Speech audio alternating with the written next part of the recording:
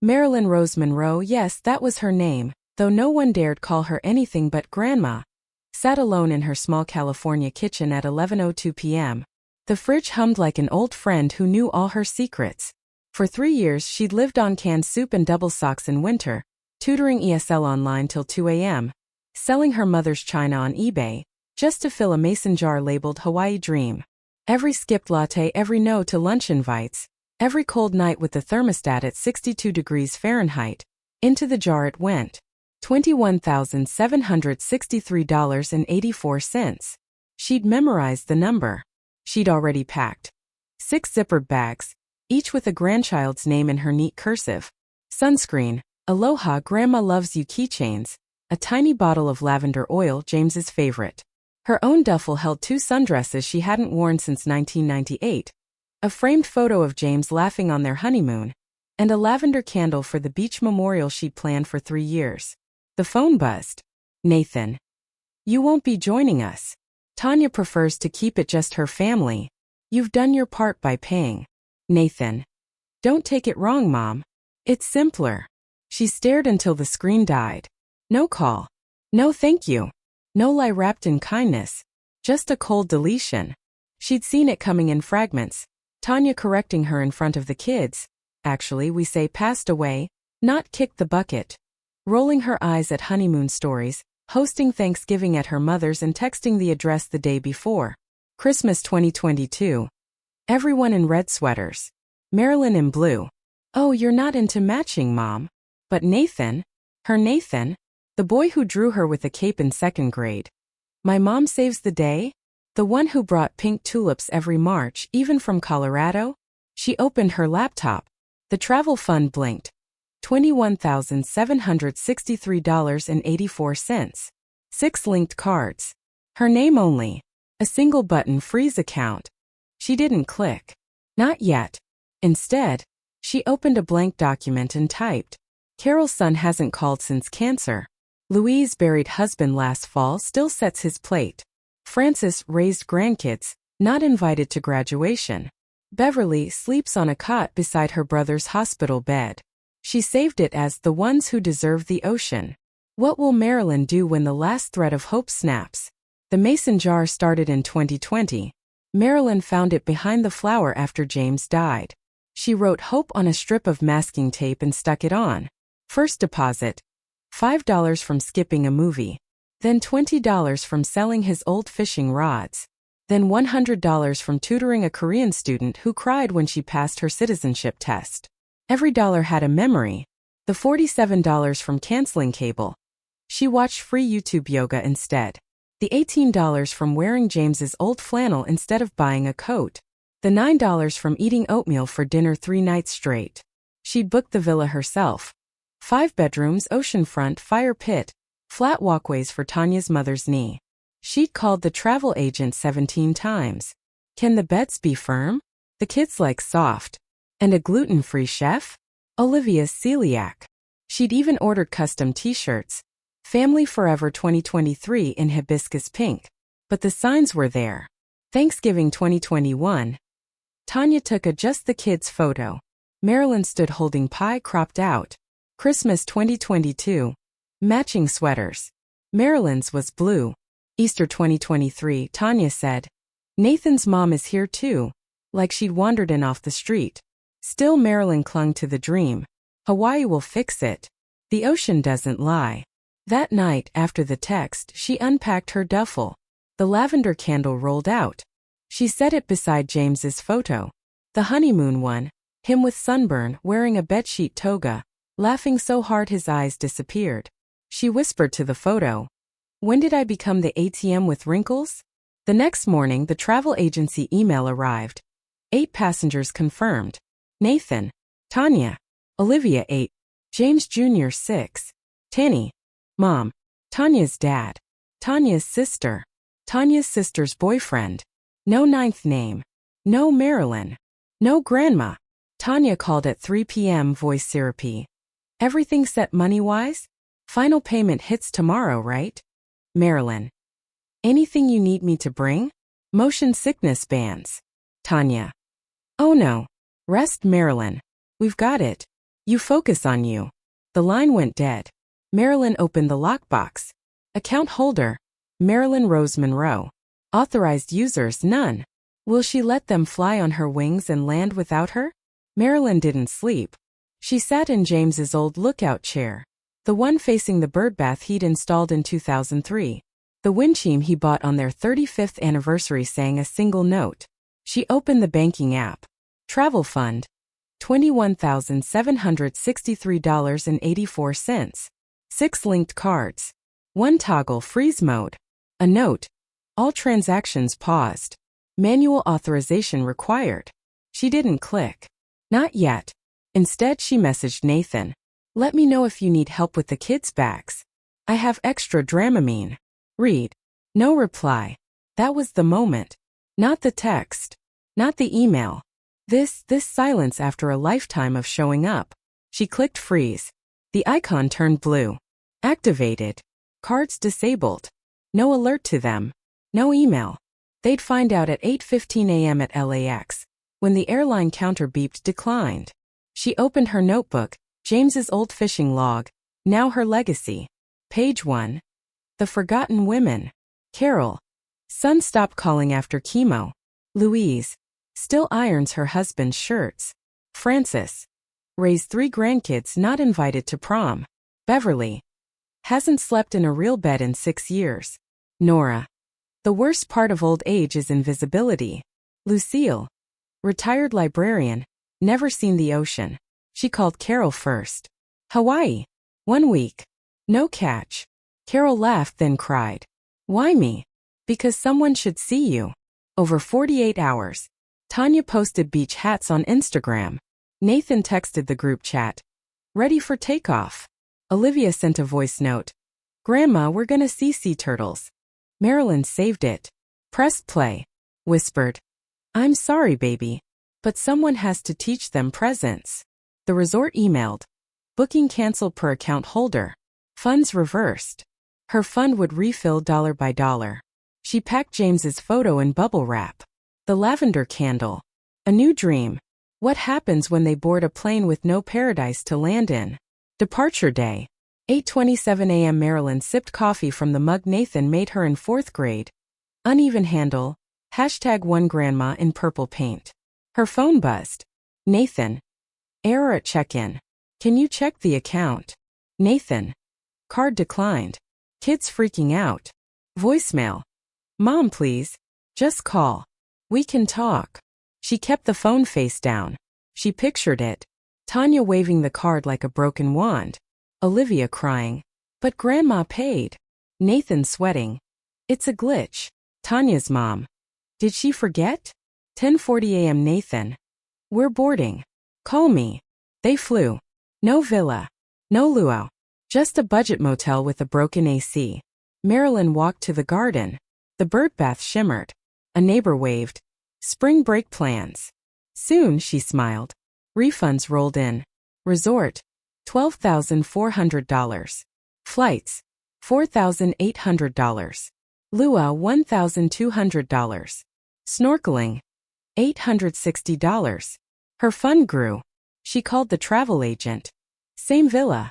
6 new names. 1 large table. She framed James's photo in walnut. Darker with time like love should be. The women arrived wide-eyed. Carol wore a scarf she'd saved for someday. Louise brought her husband's old camera. Frances clutched a shell from her childhood beach. Marilyn set James's photo on the dining table.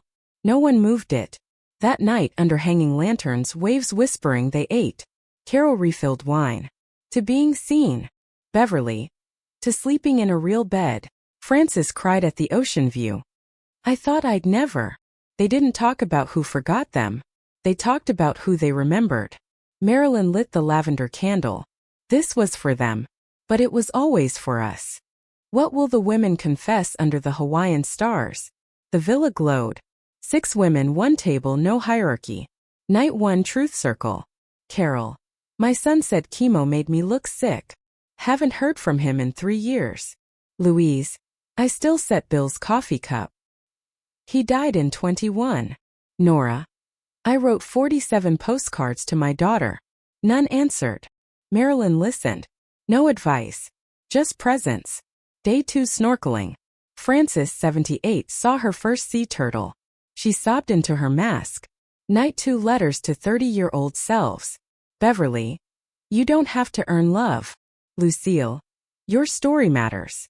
Marilyn. You are not a burden. Back home, Nathan's family scrambled. Credit cards maxed.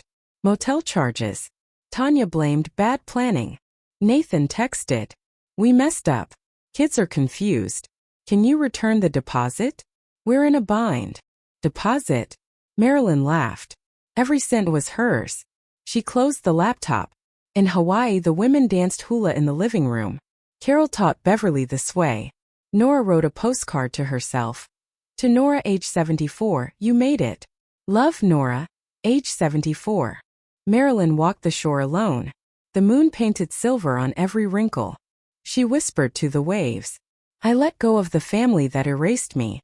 I found the ones walking my way. She wasn't angry. She was light. What will the final night reveal about legacy? Marilyn's kitchen smelled of cinnamon and fresh coffee.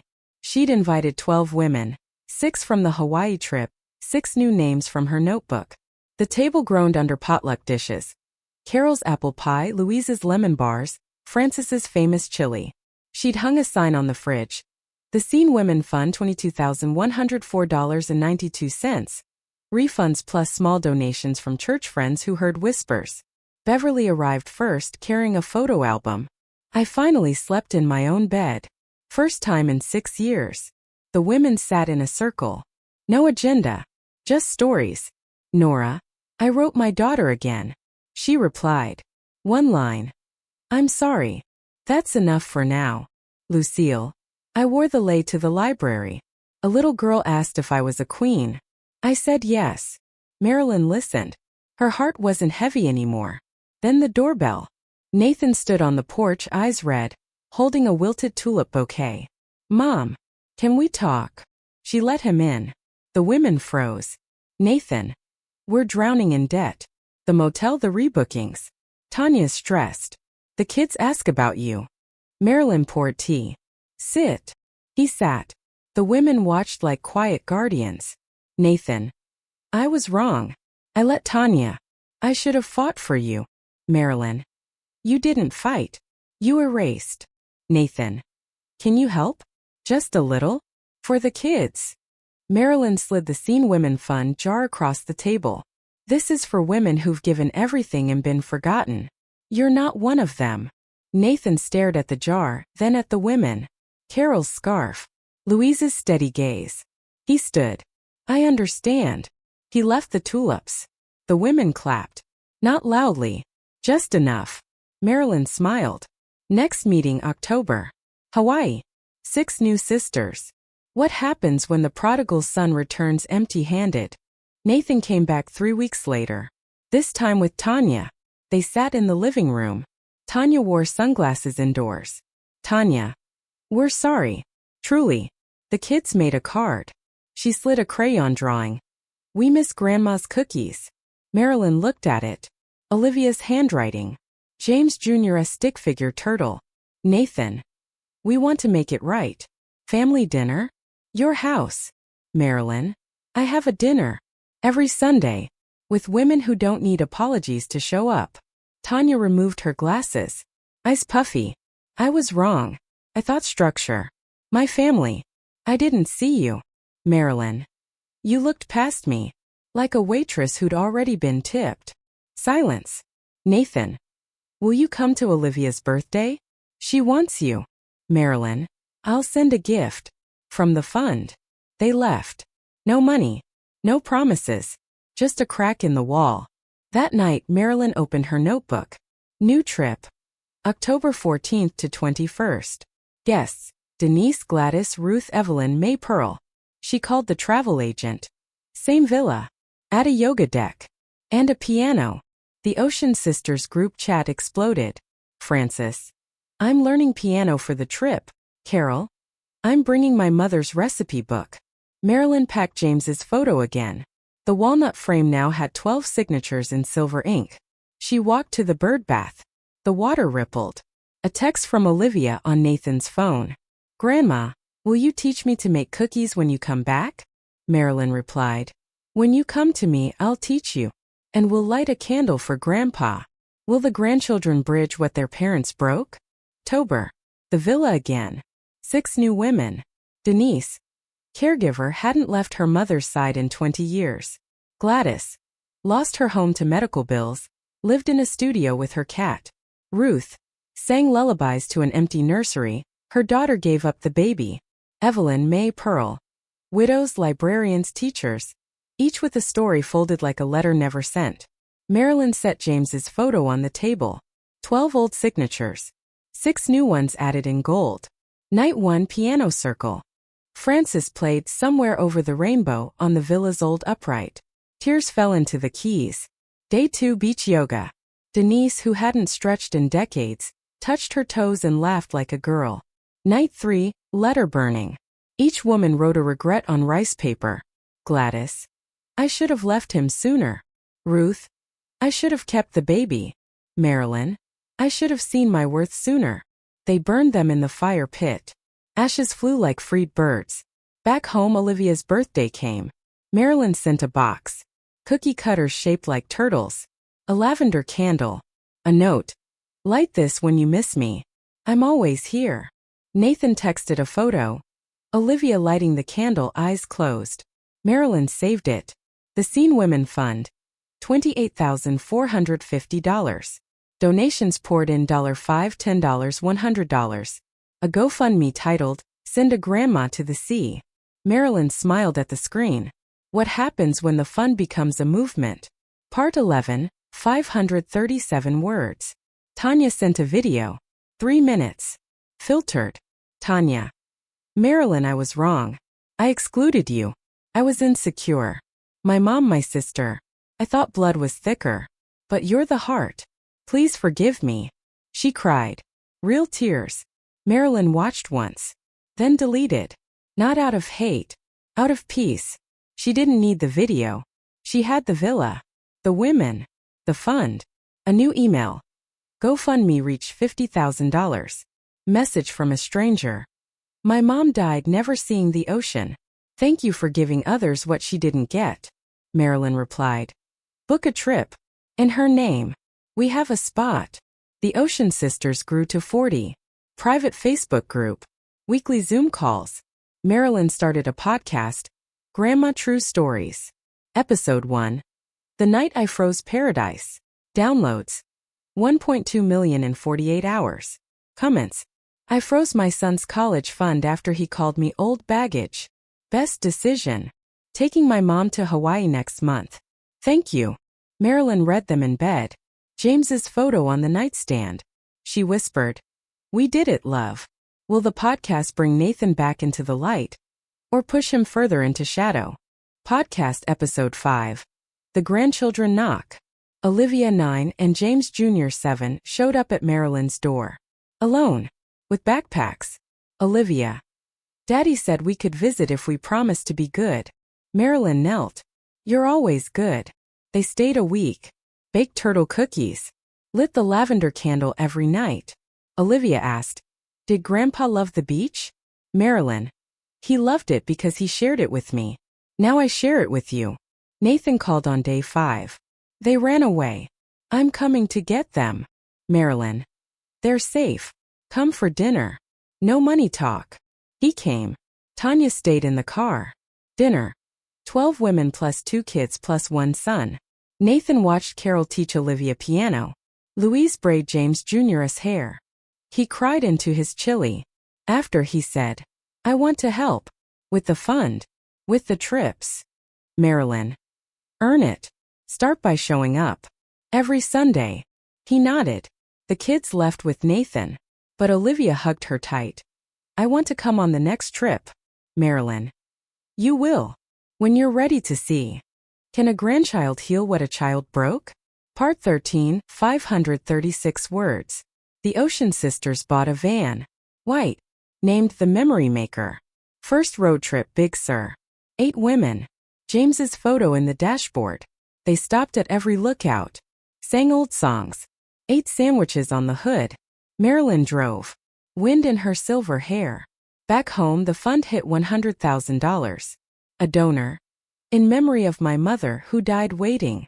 Marilyn used it to buy a small beach house in Monterey. 6 bedrooms. 1 big table. A sign. The Scene Women's Sanctuary. First residence. Gladys and her cat. Nathan showed up every Sunday. Washed dishes. Listened to stories. Tanya came once. Sat quietly. Left a pie.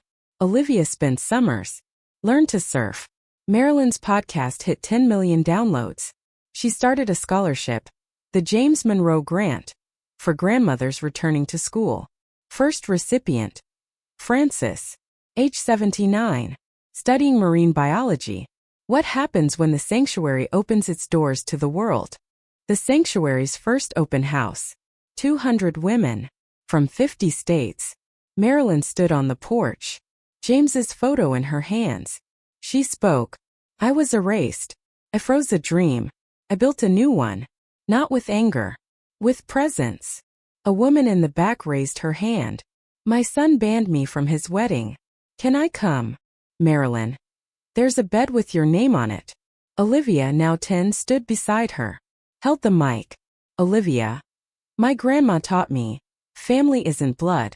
It's who shows up when you light the candle. The crowd roared. Nathan stood in the back. Clapped hardest. That night, they lit 200 candles on the beach. One for every woman. Marilyn's candle was last. She whispered. For the ones who waited. You're home. 1 year later, what has become of the woman who froze paradise? 1 year after the freeze. The sanctuary full. The fund $1.2 million. The podcast, 50 million downloads. The van, 18,000 miles. Marilyn, 74, sat on the Monterey beach. James's photo in walnut frame, now with 200 signatures. Olivia, 11, built a sandcastle beside her. Olivia. Grandma, when I grow up, I want to take forgotten grandmas to the sea. Marilyn. You already are. Nathan and Tanya arrived. Not as guests. As volunteers. Nathan carried boxes. Tanya served coffee. No speeches. Just presence. Marilyn didn't forgive with words. She forgave with space at the table. That night, 50 women gathered. Candles in a circle. Marilyn spoke. I was never left behind. I stopped walking toward people who wouldn't turn around. I found the ones already running to me. She lit the final candle. The flame danced. James smiled from the center. The ocean whispered. And for the first time in decades, Marilyn felt seen. Not because she demanded it, but because she finally chose the ones who never looked away. Final text on screen. Grandma True Stories, where silence becomes strength and memory becomes legacy. Subscribe. Share. Light a candle. Who will light the next candle in your name?